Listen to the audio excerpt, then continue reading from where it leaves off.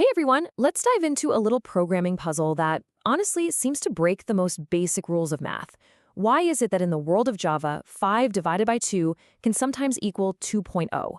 It's a classic head scratcher for sure, but the answer actually uncovers a really fundamental rule about how programming languages think about numbers. I like to call this the division deception. At first glance, it looks like a simple calculation, but there's a really subtle and super important programming concept hiding right there in plain sight. So let's pull up the exact code that causes all this confusion. So as we look at this next slide, I want you to keep one question in your head. Why on earth does this incredibly simple code give us a result that we just don't expect? Okay, so here it is, super simple, right? We've got an integer, a, set to 5. We've got another integer, b, set to 2. Then we create a float variable called c. Now, remember, a float is designed specifically to hold numbers with decimals, and we tell it to store the result of a divided by b. You'd think, hey, that should be 2.5. But nope, the result is 2.0. The decimal part just vanishes. Now, this isn't a bug, it's totally by design. And to get it, we need to cover a few basics. To really crack this puzzle, we need to quickly go over 3 core ideas: what data types are, how expressions get evaluated, and the very strict order of operations for assignments. Once we get these, I promise the answer becomes crystal clear. First up, data types. The easiest way to think about this is like a container, right? A variable's type is just a label on a container that tells the computer what kind of stuff you're allowed to put inside. Is it for whole numbers? Is it for text? And what you can do with it. So, for our puzzle, we're dealing with 2 main container types, int and float. Think of an int as a box for whole numbers only, no fractions allowed. And a float is a container built for numbers that can have a decimal point. They are built for fundamentally different jobs. Okay, now this next part, this is probably the most important rule for solving our puzzle. Seriously, anytime you see an equal sign in code, it is a strict 2-step process. The computer always evaluates everything on the right side of the equal sign first. It works it all out until it has one single final value.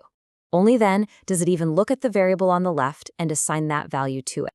Okay, so we've got our building blocks down. Now it's time for the big reveal. Let's put these concepts together and solve the mystery of what happens in these mixed mode assignments. This is where it's all going to click.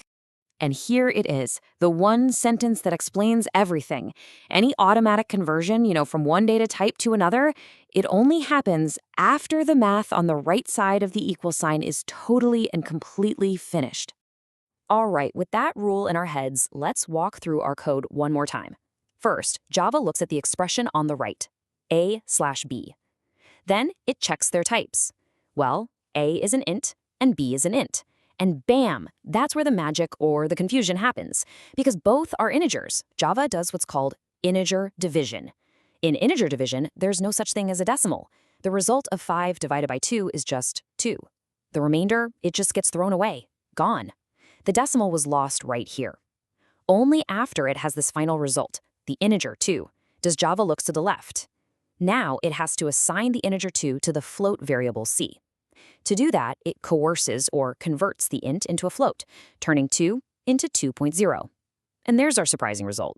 So now we get it, right? The problem isn't a bug.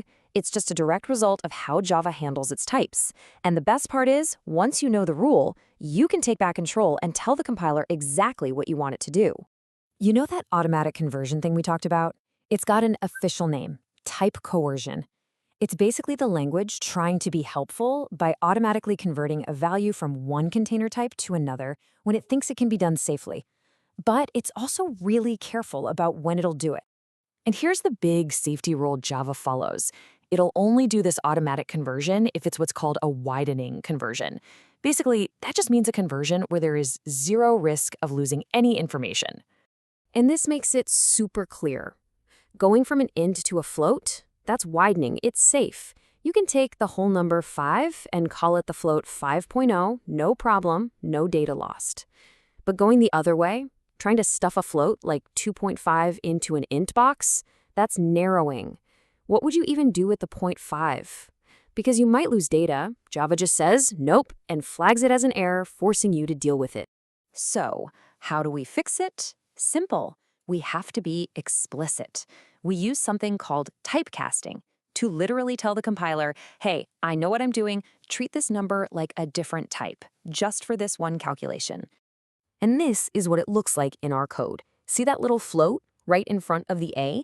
That's it. That's the cast. We are forcing A to be treated like a float before the division happens. And what do we get? 2.5. Exactly what we wanted all along. So let's break down why this works. The expression is now a float divided by an int.